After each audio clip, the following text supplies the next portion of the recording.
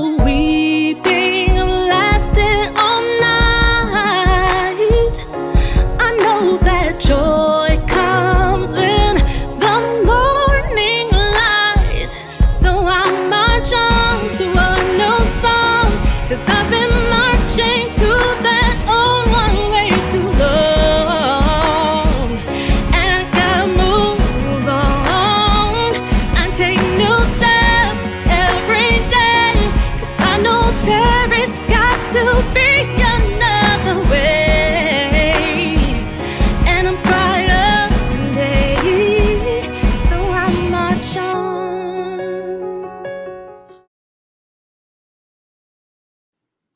Well, good evening, everyone. I know you were expecting Asia Rogers, weren't you? Well, I'm standing in for Asia today. I am going to be your guest host. I'm Dr. Margaret Jamal.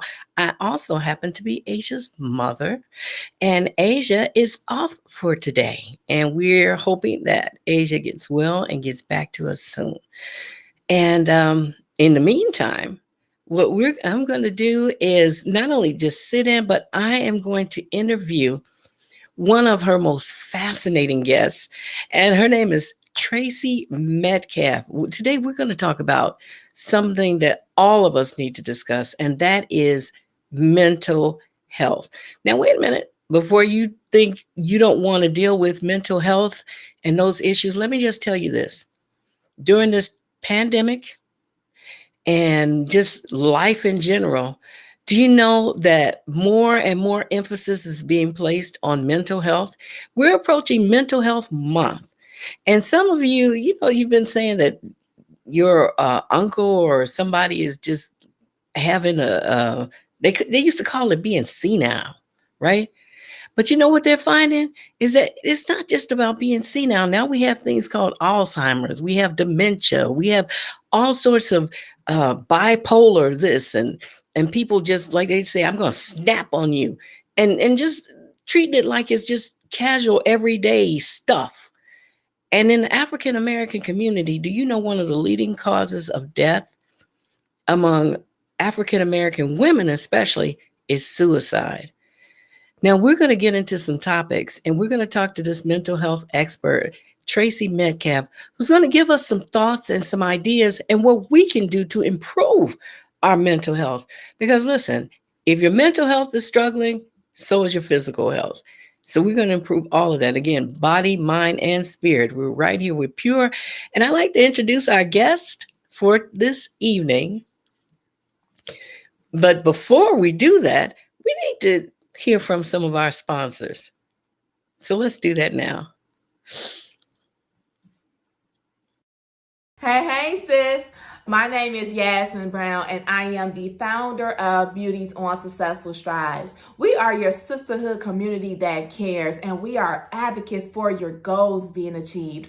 I'm talking about those goals that you have put on the shelf, those stretch goals that you really, really want to accomplish, but a part of you feel like it might be impossible. We have been helping women to make the impossible happen, and we want to journey with you. We want to be part of your tribe to help you with making the impossible happen. And we do that by helping you to shift from the no zone. The no zone is that zone where it's like, you know what, I really want to do it, but I don't know if I can. I don't know if I should. I don't know if I have enough resources to do so or the support to do so. The no zone is also the fear zone. We help you to shift from the no zone to the no matter what zone. The no matter what zone is having that head crusher, no matter what, get it done, bold, confident mindset. And then we help you to be equipped with spiritual success strategies to success. That is basically helping you with developing systems that works while being part of a community that will support you, love on you, cheer for you, celebrate you, be resource providers for you, and so much more. The time is now, sis. If you are serious about your goals being achieved, if you are serious about making the impossible happen and reaching that next level, then join us. Become part of our sisterhood. Become part of a community that truly, genuinely cares. And I'm just excited to welcome you to Boss Soon. Let's go. Let's take them goals off the shelf. Let's make them happen. Let's make the impossible happen for you. See you soon. Bye.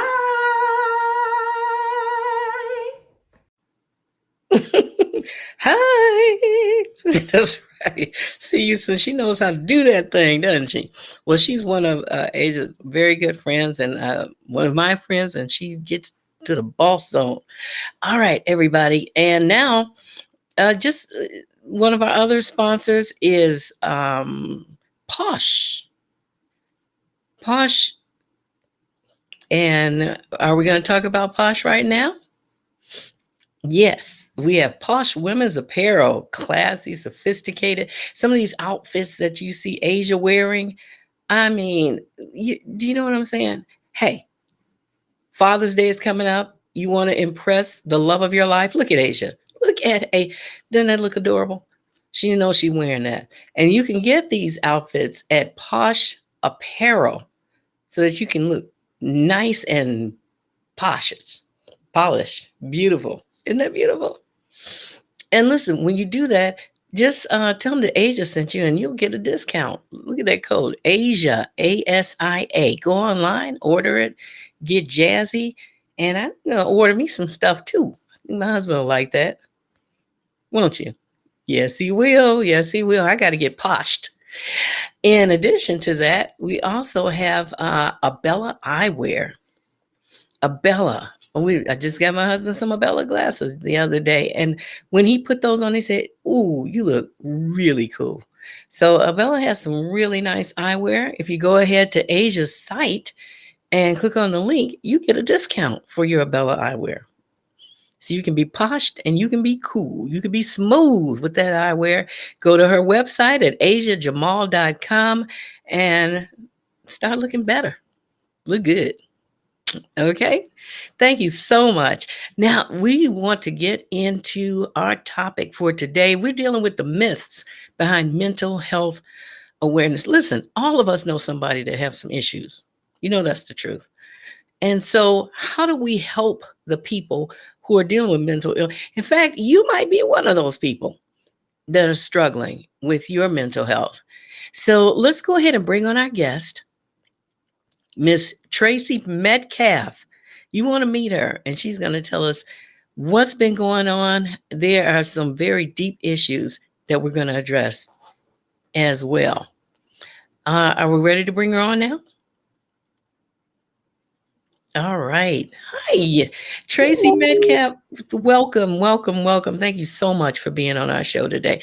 And I just want to tell you, you look adorable. I love that look. I like the flower in the hair. You remind me of one of the flower children in one of those flower children movies. Thank you. You look, I mean, happy, you know, and which is so important that we see people happy because people have been so depressed and down lately, especially with this this COVID scenario and everything. Yeah. And it's been impacting people, especially school age children. Yes. And so, Tracy, now you've been dealing with, and I just want to remind the audience that they can comment and ask questions. So our chat is open. We want you to ask questions of our guests. We're also going to have and expose some more information. We have a really fun game where we're going to learn even more about Miss Tracy Metcalf. Now, when I saw your name and I was doing a little research, looking at your bio, it says Tracy Metcalf, and you are MALPC. NCC, OPP, and all these letters are soon to be PhD. That's pretty heavy duty, isn't that? Yes. Okay, so Tracy, tell us, what are those letters? What do they represent for you? Well, MA. the MA, as you know, my master's in arts and counseling. I have a concentration in clinical mental health. And so that was my journey. And now, as you stated, I am going for my PhD also in counseling, education, supervision. I am on my dissertation phase, which is awesome because my topic is actually dealing with mental health amongst Black pastors and their self-care. Whoa. So this is a population that really hasn't been studied. So I'm really looking forward to the research for my dissertation there. So yes, so that is the MA, the educational part there.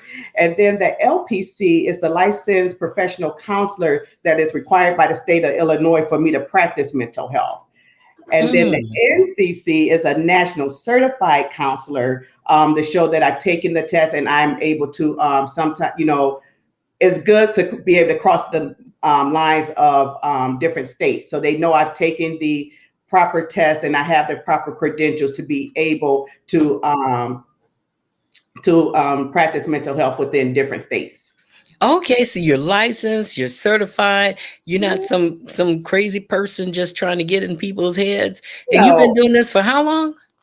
I actually been considered, licensed and official now for 10 years. Wow. I've been counseling for over 17, 18 years. Oh my goodness gracious. Now, let me just say something. Um, it appears to me, now I've met some mental health people in my lifetime, and most of the mental health people that I've met seem to have mental issues themselves. And is that part of why you get involved? Is because you like something's happening with me? I better find out about that. I got to learn how to fix me. Right. That is so true. But I got into mental health for the reason I didn't see too many people that look like me. When I'm Explain looking what for you mean. a therapist, I see a lot of therapists, white therapists, but it's not too many therapists or counselors of color. And Mm, sometimes when I sit down, because I actually been in counseling, and so sometimes when I sit down, I want to talk to someone that look like me, because they can relate. I feel better to my struggle, mm-hmm. especially like now with the social unrest, the racial unrest that we've been going through. I don't think me sitting in front of a white therapist, and I'm not knocking my colleagues. Sometimes they Hmm. don't understand the depth of what it is. They have Okay. book knowledge where when I sit with a black therapist, they can understand my struggle better because they felt. It's not something you learn, it's something you experience. And so Okay. one of the reasons why I got into this field is because I want someone to be able to say, okay, when I need a counselor, I need someone that really knows my struggle. Not what Mm, the books told you, but this is real. I'm not just making this up, and that you can truly walk on this journey with me. And so that's one reason why. And I did see a lot of people of color as mm-hmm. therapists and as counselors. And so that's one reason why I got into the field. Besides, like you said, we all got our own struggles. Indeed. Yeah. Indeed. So do you So do you find that when you meet people, that you kind of size them up and you like, okay, that person needs to be on the couch. I think I need to, get into their minds. Do you find that is just your nature, or you have the habit of assessing people? Because sometimes you find out that your friend is a mental health counselor or a massage therapist. You think they want to mhm, touch you, but a mental health, it's like people always think that you're trying to get into their heads. that's true. I hate to say it, it's like I always have to be conscious of that, like, okay, Tracy, they're not your client. You can't assess Mhm. them. You can't find out what's going on with them. And even like some of my friends is like, here you go again, being that counselor. And it's like, I'm sorry, let me turn it off. But yeah, I do find myself because I always want to help people. That's another Mm, reason I got into this field. I always want to help. And my motto is no one should suffer alone. So mm, that's why I'm in this field. So I do find myself when I meet people kind of like assessing them like, do you need my help? Do you want to talk about something? So yeah. mm. Let me ask you something. With you dealing with mental health, is there an area that you find it is becoming more common than maybe before, especially among African American women? Like, Mhm, in other words, like I've been hearing this term bipolar and mhm, schizophrenic and obsessive compulsive, or mhm. are you finding that there's any particular type of whatever mindset that's just coming forth that you're just finding is more common? Mhm. increasingly more issues in that area? Well, what I'm finding, especially with our African American women, a lot of depression, self-esteem issues, Mm, something that's really been coming up more. And I look at it because one of what I love to do, my passion is empowering women. You know, mhm, I worked with my church with our young ladies to empower them. And so I'm finding this, but I just know as Black women, we are kind of taught we superwoman. We mm, can do it all. And so we're mm, finding out, having the family, having the career, all of this other stuff that's happening now that we need help. We can't mm. do this alone. And so I notice a lot of self-esteem, especially our Black women that's getting into the professional arena, getting into their careers. Can I sit at the table? Am I Mm. qualified to sit at the table? Am I getting this imposter syndrome that I shouldn't even be in the room with some of these people because I Wait, was wait, wait, wait. I'm sorry. okay. I'm sorry. You just used the term. Did, did When you we're looking, imposter syndrome? Is that what I heard you say? yes, Explain that. What is sometimes that? especially sometimes with people of color, we Mhm, have these qualifications. We know we have this expertise, but sometimes when we sit amongst some of our counterparts, we feel like we're not good enough. Yes, I got the mm, degrees on the wall. Yes, I got the education, but am I really able to do this? And we self doubt mm, ourselves. And so we hmm, become that I'm here, but am I good enough to have this title? Am I good enough to be in this position? And we look at ourselves as imposters. Am I really doing it? Should I really be in this room? And so, undeserving. yes, so we do that to ourselves. One of the things that many things that we kind of put on ourselves there. And Mhm, so I'm finding that out, especially with women now. We got women that's in high position, vice presidents, having doctorate degrees and all of this.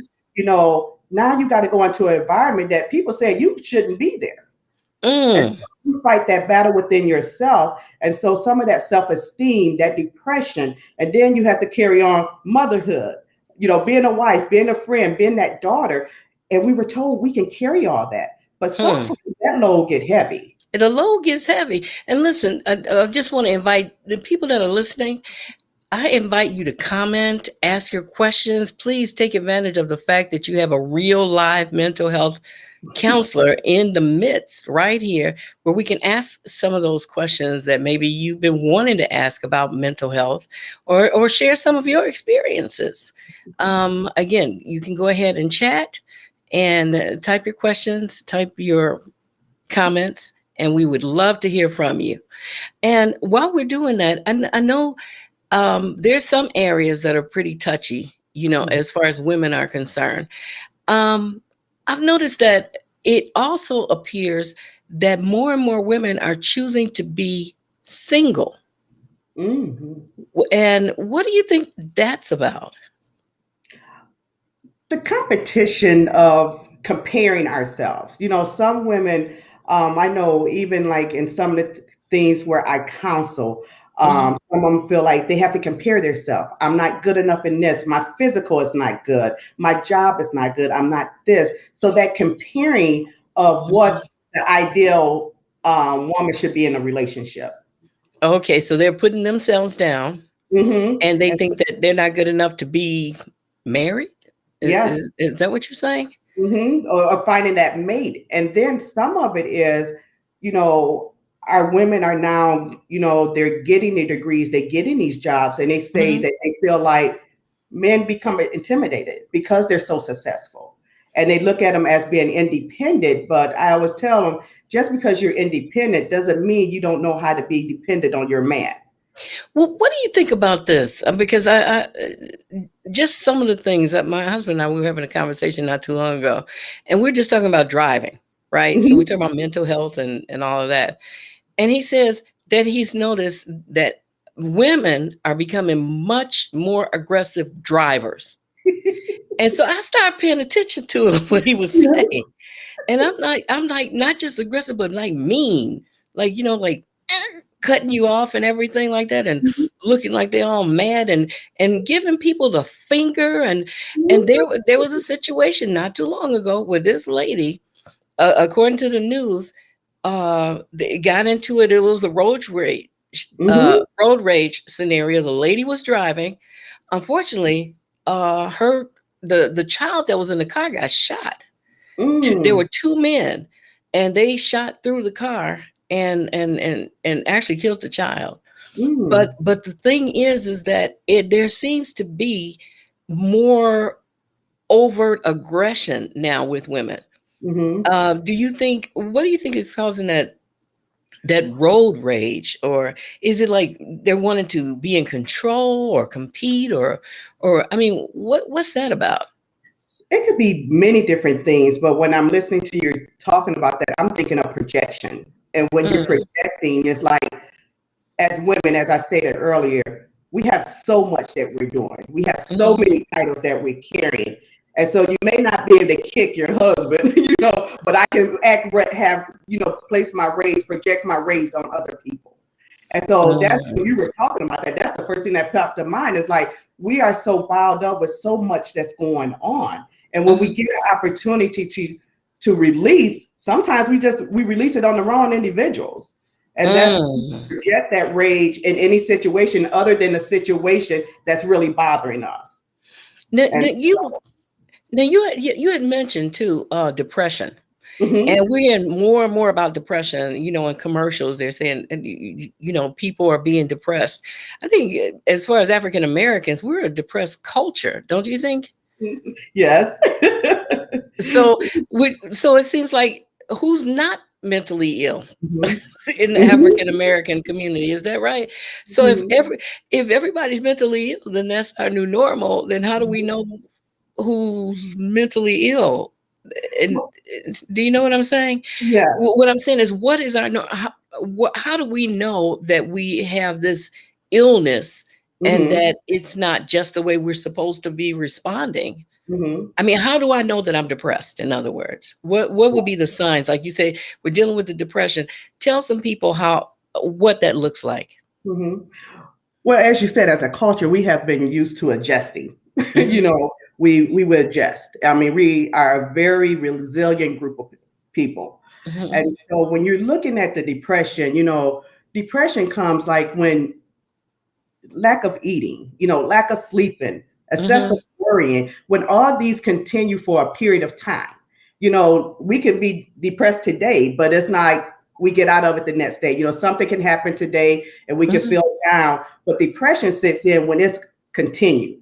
When you're Mm. continuing having these thoughts, when you're continually having these behaviors, attitudes, the can't sleep, the negativity, all of Hmm. this is dealing with your mental status. And so you're like, you can't function. It comes to a point where you can't even function like your job. You're just Mm. existing sometimes when you get into that stage. You're just existing. And it happens for a prolonged period of time. Mhm.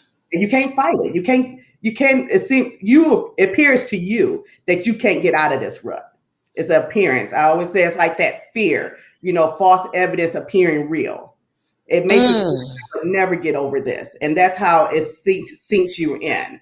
And that's why I think it's so important when you start feeling those things or you start having these symptoms, talk to someone because it's just like a pit. If you just stay in that pit, Mhm. you're going to continue to sink down. And if there's no one there to help grab you up, you're steady sinking. And so Mm. depression is real. I mean, people want to say, oh no, you can get over it, but it's real. And you do. Yeah. So let me ask you something. Because you're talking about depression and how people are continuing to sink, and you're counseling them. But on the other hand, we're also talking about a lifestyle that contributes to Mhm, depression. mhm, And how do you treat people like that? And like, say you meet someone who's depressed mhm. and they come to talk to you, what could they expect, like, their visit to be? Well, I always tell my clients when they come in, I'm like, this is Vegas first and foremost. What happens here stays here. Okay. To get that environment where they feel comfortable. And the key thing is being vulnerable Mm. because your depression just is Vulnerable. that moment. Hmm. Some of this luggage, I'm having women come in that's in their 50s. Their depression started when they were 16. So I got to get back to what was started to get you where you're at today. So when I'm looking at individuals that's dealing with this depression, what was the starting point? When did it Mm, start? Because we got to get to the root. And I keep tissues because I'm like, we're going to cry. I'm like, mm. we're going to cry because we're going to get to those places, as they say, that iceberg, what you don't want people to know about. Okay. Because that's what's keeping you depressed. You don't want to talk about that. And so getting to Mm, that iceberg and understanding, and once we get it out, then it helps you to be able to start working and dealing with it. I tell my clients a lot, it's like, we got to vomit that out because as long as we keep it in, it's mhm, just growing within you. And so once we can expose, why am I depressed? Why do I have these thoughts? Let's start mhm. changing. Let's change them to some positive narratives. What is going Okay. to happen if we use some positive affirmation? What would happen? How would that look different for you? And And then that stuff works, huh? mhm. Then also the mindfulness and all that. Mhm, Bringing in some mindfulness, bringing in some exercise, being outside. Like you mentioned earlier with COVID, mhm, COVID brought a lot of depression because you got alone, isolated. You mm, had to sit in all that with no social, interaction. mhm, So mhm. sometimes just being outside, feeling the sun, we talk Okay. about situational depression. Yes, in the wintertime when you can't get out, that is depressing.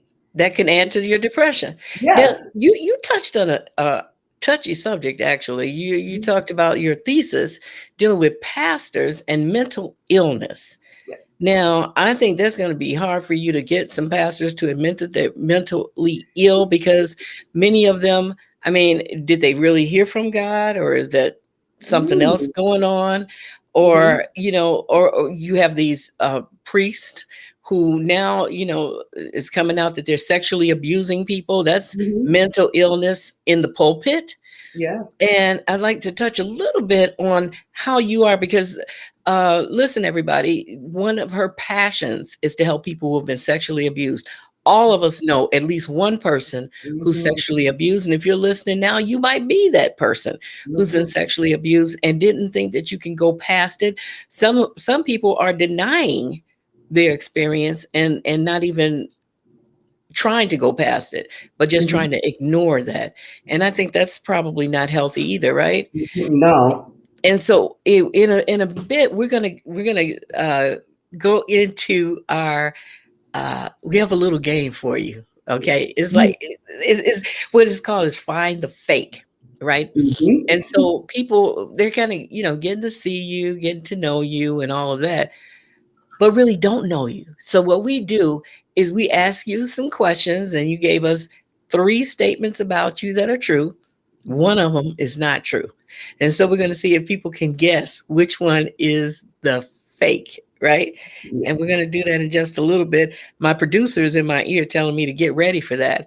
But just so you know, what's coming up after that, we're going to dig a little deeper into that subject. So and letting you know ahead of time, because some people, if they discuss sexual assault, it's a trigger for them and they Mhm. have a hard time. So we are going to discuss it, but we're not going to just talk about it just for the sake of talking about it. But she's going to talk about how you can actually address it and how Mhm. she's helping young people who have been sexually assaulted, Mhm. because that's very important.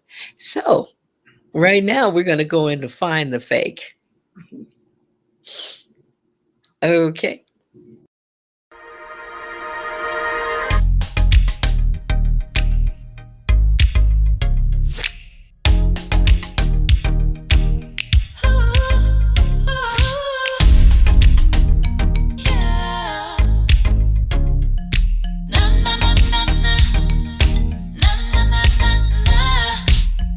Hi, I'm Asia Jamal Rogers, and I'm a singer, songwriter, choreographer, voice actor, and I am the creator and talk show host of Pure Live. Pure is an acronym for perfectly undefined raw elegance. So naturally, we want our content to be pure, raw, and elegant. It airs live every Friday at 9 p.m. Central Standard Time on YouTube and Facebook. And if you'd like to see all of the episodes, you can reach it at asiajamal.com, ASIAJAMAL.com. Or if you'd like to be on the show, you can reach me at asia@asiajamal.com. Hope to see you soon.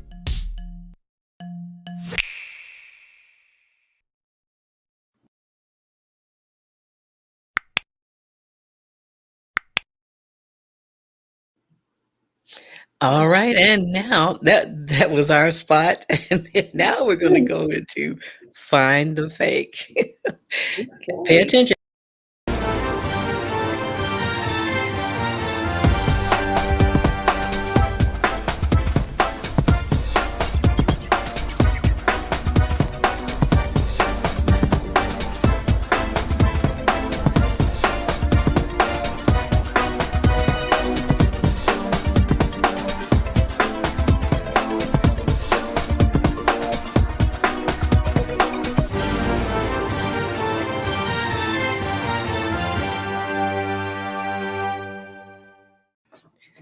All right, you saw all those. Which one Yes. is the fake? Is it the Army vet graduated at 15? Or the other ones, bird watching and loves the sneakers? Which Mhm. one? And you can do A, B, or C, and go ahead and put that in the chat. See if you want to guess. And if you're in my eardrum, you can tell me what you think. Or D. Did I say A, B, C, or D? Yes. Right? Okay. And we're going to let people try to guess which one of those is actually the fake. Remember, all the other three are true.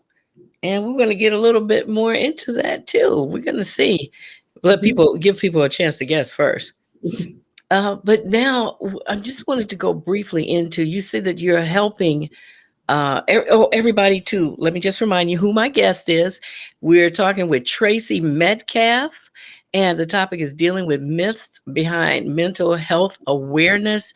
And we're especially talking about in the African American community. We are celebrating Juneteenth, by the way, tomorrow. Yay, it's a federal holiday. Mhm. It's celebrating the end of slavery. But as you can see, our guest is telling us that many people were still enslaved in the mind. Mhm. Is that Yes. right? That's mental Yes. health illness is like an enslavement of the mind, right? Yes. And one that's very close to your heart is helping people with sexual assault. Mhm. Okay. And we had talked about that you're working with pastors. We were talking about that. And, many people are disillusioned, have been disillusioned because they suffered at the hands of someone who was in the ministry, Mhm. right? And there were young people and there were older people. And just briefly, how did you get engaged in this? You had personal experience yourself Mhm. that you had shared with us that you had been sexually assaulted as a were you a teenager or As a child, the first incident happened as a child. how old? That one was about 8 or 9. Oh my, oh So my. yeah, so I'm that was, sorry you went through that. Yes. you And know, they talk about it a lot, and so going into that mental health, at 8 and 9, and that's the kind of the population I even see now dealing with sexual assault clients, as young as 5, what? coming in. Yes. Yes, yeah. And are you seeing that it's happening more often or less frequently, or what are you finding? Unfortunately, it's happening more often. And with COVID, it was really sad because some of our abusers are in the household. So we had to leave Mhm. our children during COVID because now they don't have school. They didn't have school to escape from. Mhm. They couldn't go out. Even like when you're looking at domestic violence as well. Some of your abusers were in the home, and now COVID Mm. had you stuck, confined in the house with your abuser. So we're finding out a lot, more of this is happening, especially during COVID, because they couldn't leave. At least when they were in school or able to go to their jobs, they can leave their abusive environment. But now COVID kept you there 24/7. Oh my goodness. Yeah. And are people then are they speaking out because you're finding out about this? Mhm. How are we finding out that this is happening? Some of us we're finding out through they're actually trying to reach out to the agencies. They're really trying, which is kind of difficult as well because your abuser is there. We're doing a lot of telehealth now where you can't even come into the office, during COVID. Mm, We're starting to open up, but for those that couldn't come in, and it gets to that thing where I tell suffering alone that really hurts me, that some had to suffer alone. Some of the clients that were seen able to come out of their environment were now stuck. And some, will have to write their therapist, find avenues to kind of get to their therapist when everything was online. So it was really difficult, having those coping tools to be able to journal and to be able to breathe and be able to deal when you're in that environment. That was the key, to use those tools they had learned previous in session to help them cope during this COVID. But it was difficult. And that's where you see a Mm. lot of attempted suicide, because a lot of the problem was at home. Mm-hmm. Mm-hmm. Now is that a comment here from someone? He said, ministers are people that are called but flawed as well. How do you Mhm. gain their trust? How do you Ooh. gain the trust of the young people who have been abused by these people in authority? How do you gain their trust? Well, I gained their trust. Sometimes, as you mentioned earlier, I think testimonials are so good. And Mm. somehow, sometimes when I want to gain the trust of my survivors, I would tell them my Mhm. story. you know, um, what happened to me and how I dealt with it. I was, like I said, I was 8 or 9. It was a family friend. You know how, you always have gatherings coming over, and, Mhm. family friend is always one that everybody tell you to avoid, but he's still at the parties and stuff. And Mhm. so this individual, I believe he has been doing it for years, prior even to me, and then prior after me. But Mhm. as a child, I would tell my clients and even my survivor adults my story, how I survived, to allow them to know that doesn't define who you are. And it's not Okay. your fault. That's the key with survivors, is letting them know it's not your fault. It's not something that you wore. It's not something that you said to make someone do this to you. Like I said, I was 8 Mm. when this happened. I didn't invite Mhm. that into my life. And so it was nothing I was wearing. I wasn't dressed provocative at 8, 9, Mhm. And so you just letting those survivors know it's not your fault, because they take ownership of that. Like, what did I do?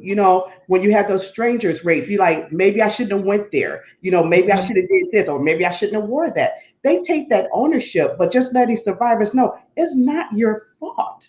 And that's the Mm. key, because it is so much blame when Did it comes somebody tell you? Was there? Were you? How old were you when you were able to tell someone about what happened to you at 8? And who were you able to tell? to. That's why I'm a counselor. Okay. That's why. Okay. Mine's happened at 8. I didn't break free and get to this point until I was about 24. So are you saying you never told anyone about this until you were No, 24 years old? no. And that's another reason why I got into Oh, this field, because bless your we heart. have things called defense mechanisms. Mhm. And my defense mechanism really protected me during this time. Mhm. And the way that I found out, I'm a spiritual counselor as well, and I'm a spiritual individual. Mhm. Every time I seen this guy, I felt some type of way. Mm. One day I was just like, Lord, why? Why am I feeling this? Who is this guy, and why am I feeling this way every Mhm. time I'm around him? And the Mhm. Lord revealed. I started feeling, all the stuff that had happened. I had pushed it back in my mind that it never happened. But Mm. those triggers, and this is what we talk about when we talk about PTSD, those Mhm. triggers, sometimes our mind would protect us. But then you see those things, or you smell those things that trigger, and then that PTSD Smell. sits, and then Mhm. you get that, I'm freezing, what's going on? My body started reacting a certain way. I got Mhm. fearful. And so I had to find out, why am I feeling this way? I'm Tracy. I'm tough. I Mhm. can Mhm. handle this kind of stuff. Why is my body all over a sudden feeling this tense and all of this stuff? And to find that out, and then to go through therapy, and to talk about these things, like, Mhm. what is happening? And they were like, that's PTSD. Like, that was a trigger, and that your mind was trying to tell you. But when I talked about that iceberg, I had Mhm. carried that so far that I would have never said, if someone ever said you've been assaulted, I'd be like, no, not me. Mm. And So that's what we find it with our survivors now. okay. Oh, okay. Then, so let me just ask you this, and I am so sorry that you went through that. I Mhm. just want you to know that no one should have to go through that. And I know we say that to people, and Mhm. what I found, sometimes it sounds like, okay, so you're just saying it and stuff. But what I found is validating Mm-hmm. in some situation, like you said, to for people to know that that was not your fault. That wasn't Mm-hmm. something. Yes. Now, this person who molested you, did he do it more than once? I could, for me, he did The it same twice. person. Yeah, he Okay. did it twice. Okay. And that was it. I know as that age, I stopped it um, Okay. from occurring anymore. You got the Um, courage yes, but I after a didn't while. have the courage. Once again, like our children, when children are going through sexual abuse, they don't want to tell their parents because they don't want Mm. their parents to feel, for one, we don't want the blame. Mm-hmm. Like I said, because we take it on us. What did I do? Why did I allow this to happen? And even our adults, why did I allow this to happen? Mm-hmm. And then, then we don't want our parents to be sad. As children, you don't want your parents to be sad or crying for something that you didn't do, but we don't Mm-hmm. understand that. And then we don't want our parents to be mad, Mm. be mad. Mm-hmm. And then the Mm-hmm. other thing you have to look at is sometimes the abuser would be like, your parents won't believe you. Is you're just Mm. a child, I'm an adult, especially when it's dealing with family, or they do that threat of if you tell, you'll be taken away from your parents and you'll be living with someone else, or I would do something to your parents or to your sister, or I will come back and get you if you tell. So it's that fear factor, especially with our children. Mm-hmm. Mm-hmm. And so here's a question that's been posed here that I'd like you to address, please. It says, getting past those aspects take time. How can you build that relationship over time and remain guarded? How can you build that relationship? I guess with somebody else so that you can discuss it, Mm-hmm. right? And then still remain guarded and protect yourself. How were you able to do that? And how can young people do that? Well, when it says still remain guarded, Mm-hmm. um, even like on this show today, this is being broadcast, and I'm telling my story across all, so I'm Mm-hmm. not being guarded, Right. Um, Thank I you, by feel the way, for sharing. you're Thank welcome, you. but the thing of it is, you don't have to be guarded because it's not yours. It's no shame on you. Come And that's on. what keeps us in prison. That's keep us Mm-hmm. in bondage because we feel like we have to guard this. No, Mm-hmm. it's nothing you did. And I have to admit, for me, once I was able to tell the story and once I Mm-hmm. was able to tell what happened, I became free. Mm. On that bondage in my mind. It was no bondage in my body that I was dirty, I was wrong, or something like that. But once I was able to tell that story, you become free. So, And oh no, no, I want to ask you a question. Finish your mhm. sentence, please, and then I want to ask you a question specific. And I was just going to talk about the building a relationship. It's Okay. hard. That part I had to say is hard, even when I'm working with my survivors, because it all depends. That trust is not there. You don't Mm-hmm. trust your body. You don't know, if how to feel when they touching you sometimes. I hear a lot of that with relationships, and then you want to be in control of your body in your sexual relationship because you have been violated. So when it comes to relationships, it takes some time to try to build Mm-hmm. that trust of having that true intimacy in the bedroom. Because Mm. again, depending on how that person touched you, that could be a trigger. Yes. And you don't Yes. want that. So definitely a lot of people don't get that help they need when they've been sexual assault. And Yeah. so that's why it's so important to get that help. So when those triggers come, you can kind of have some skills to know how to deal with those triggers. Mm. Now, let me ask you something that, in speaking with you before we came into this, you had me think about some things. You talked about that in the African American community, especially, we need to deal with the victim and the perpetrator, because sometimes Hmm. the perpetrators are victims themselves. Now, with this Me Too movement, a lot of Hmm. people have come out and have been, accusing and wanting their perpetrators to be punished. Hmm. Now, as far as I'm concerned, I would want them to stop, yes. But Hmm. if you're dealing with somebody over time that's not perpetrating anymore, you like Bill Cosby, for example, Hmm. and he ended up going to jail. And I'm not saying whether he should or whether he shouldn't, Hmm. but what is the purpose? Do you think that it actually helps for you to send the perpetrator to jail if they're not doing anything? I know every situation is different. I know there's no cookie cutter scenario, but have you found, do you think it helps the victim if the person who molested them is punished?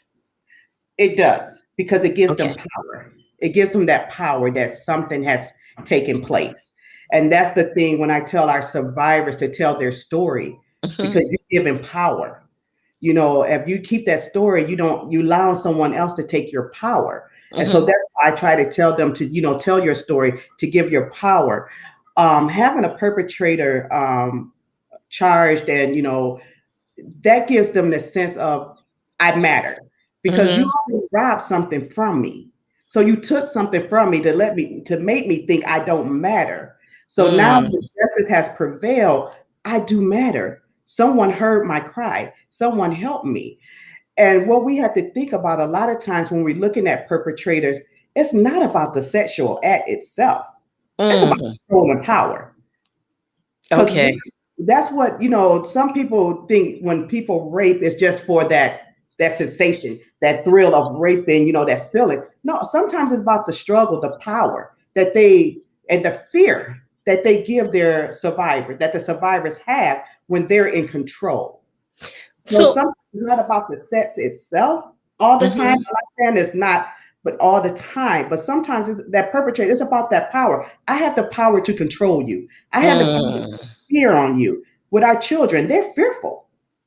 They're in the control. They're at the mercy of their mhm, attackers. Sometimes with women, we may be at the mercy of our attackers because they're stronger.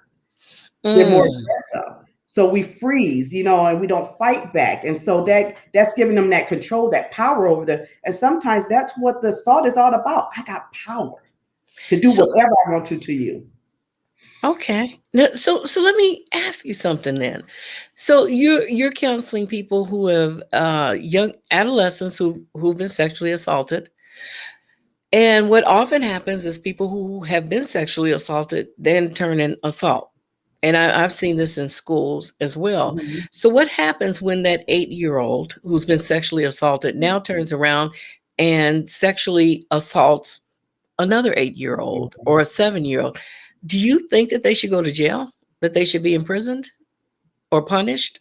How do you deal with that? How do you address that? I think they need help, especially at that age, unfortunately, in counseling, and, some real, serious counseling throughout their lives, because they're only doing what they've learned. Mm-hmm. Age, you think about at eight, they're more impressionable. They even learning about themselves. And so now Mm-hmm. someone has showed them that love is touching you. Love is this. So they think this is the way they display love, and this is their normal. Mm-hmm. Having that opportunity to start at that young age, that maybe with counseling and support groups and all that, maybe they can help them along the way. But at that age, they've been conditioned. Mm, And okay. and that becomes their normal. So if they don't get help at a young age, they could be adult perpetrators themselves. And some of them, like you just said, become young perpetrators because this is Hmm. what they know. This is what they've been taught.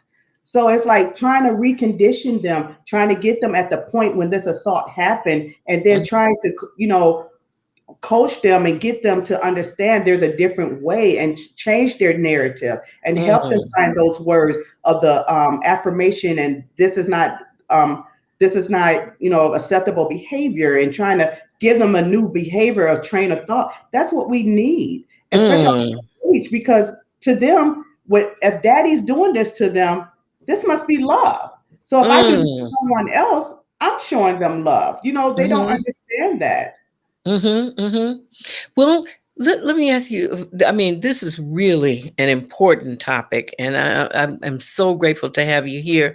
Again, we're speaking with Tracy Metcalf, licensed mental health counselor, and we're especially talking about sexual assault and just mental health awareness in general, and dealing with the myths behind mental health awareness, especially in the African American community. And we just recently we're going to come back to this a little bit, but with the find the fake. I don't know if you remember which one was not true about you. Of those four, which one was not true? So we had the three about you being an Army vet, graduating at 15, you love to wear sneakers, and you're a bird watcher. Which one is not true? The one that is not true is I love sneakers. I only own like one pair of sneakers, well, two, and they were only for exercising. I don't wear sneakers. I'm trying to get into that phase this year. That's my goal since COVID, is not to wear heels all the time. But Oh yeah, my goodness. And as much as you're about comfort and relaxation, you hating on the sneakers. no, and and for me is once again that mental thing. For me, my heels is my comfort. Now, Oh, when I'm in gym shoes, I feel mhm. so awkward. So Oh heels are wow. my comfort. Yeah. So yes, I'm trying. COVID has taught because I worked from home, so I wasn't really in my heels as much. Well, Mhm. not at all, really working from home. And so I'm starting to get into like, let me try the sneakers thing. Well, there you go. You gotta get some sneakers, get Yes, some comfortable ones. Now, let me just ask you something else. And you're an Army vet too? yes. All And right. that's Now, the what? reason why I'm so structured. The Army taught me well.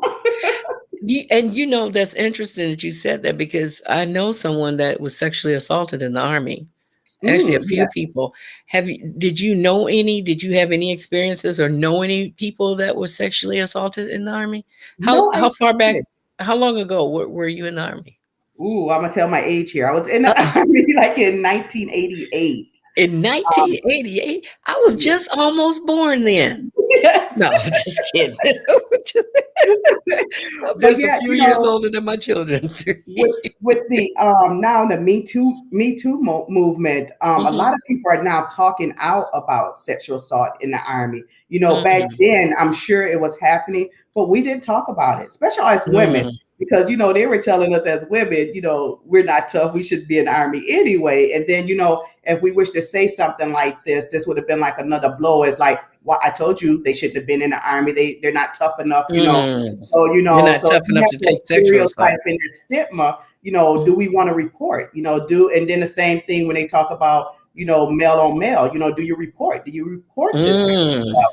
And so, it's now becoming now with the Me Too movement, more people are allowing their voice to be heard, which I'm grateful for this because now we are seeing a lot of voices being heard.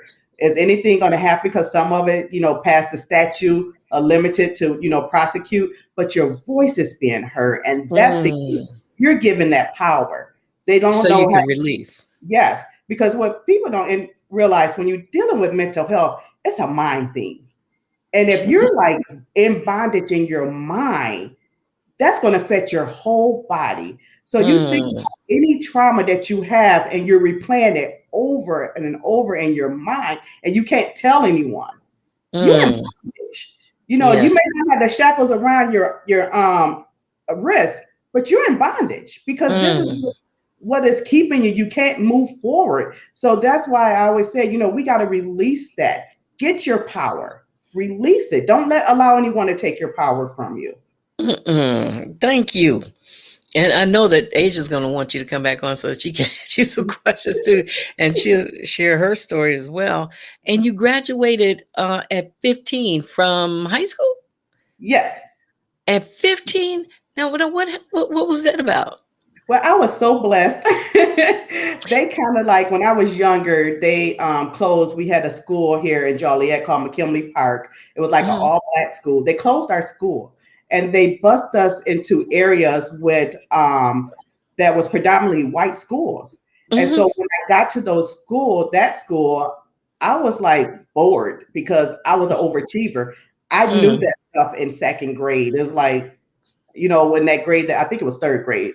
hmm. But I knew the material, so I was just getting bored. So I was so advanced that I skipped a grade. Wow. I skipped that grade. And then when I got in high school, the great thing about it, we only need 17 credits to graduate back then. And so I went to night school, I went to summer school Mhm. and got my credits and got out of school. Wow. There you go. but yeah, the just being in school, when I was younger, when Mhm. they took us out of our environment and bused us into a predominantly white school, our school was awesome, so I was advanced, more advanced than my counterparts in school. So Wow. See? they had to advance me. I could not stay in. They were stagnating me if I would have stayed in that class. Wow. See? Mhm. See how smart you are? I'm glad to know you. And we have to get to the other thing. Oh, by the way, Asia is watching. By the way, we want you to come back, get in good health, and come back and Yes. take your seat where you're supposed to be as the hostess. So we wish you well, speedy recovery, Asia. Yes, We we love do. you. We love you. We love you. And this is such a wonderful guest. I am fascinated. We have much more that we can discuss, but let's tell people, about a little bit about your bird watching. I love. I took you for a cat person, but you have bird, Well, I actually have a grandcat, as we call him. a, a My grand daughter cat. has a cat, so I call him my grandcat. His name is Andrew. But yeah, so we do have those. Unfortunately, I'm allergic to them, so that's why I probably don't have one. But yeah, birds. It's just something about birds. I have a group of they're geese, but anyone that knows me, I call my geese ducks. My ducks. And I just love them because when I watch them, if you ever know, you never see just one geese by itself. I mean, there's Mm, always like one or two. And then when you okay. see their babies, whenever you see them walking across the street, there's always the big one, the baby's in the middle, and then there's another big Yeah. one at the end. They're so protective. And so I love watching how they just migrate and how they protect another. And then I kind of study them a little bit. And when they're flying, when one gets sick, one will Mhm. leave formation to be with that sick one. Once again, it goes back to my theory. No one should be left Come alone. on. And so Wow. I love that. So just That's watching them beautiful. just give me, hope. And whenever I see them, I'm like, God, you watch it. There we go. Oh, Smile. all right. All right. Oh, we have to let people know how to get in touch with you. Now, listen, if you are having issues, everybody call her. She's like, we're gonna have. I'm gonna have to talk to you off stage too. But we have your Instagram is Yeah. you can see it right here on the screen is mz.counselor, Mhm. and we have other ways to get in touch with you. Is that right? Yes. I'm also available by email. Those Hmm. who want to email, and it's you can with the letter B happy at gmail.com. Look at you. So yeah, so that's the other and another way that individuals can reach me if they want to reach me by phone is 815 Hmm. 546 Hmm. 0897.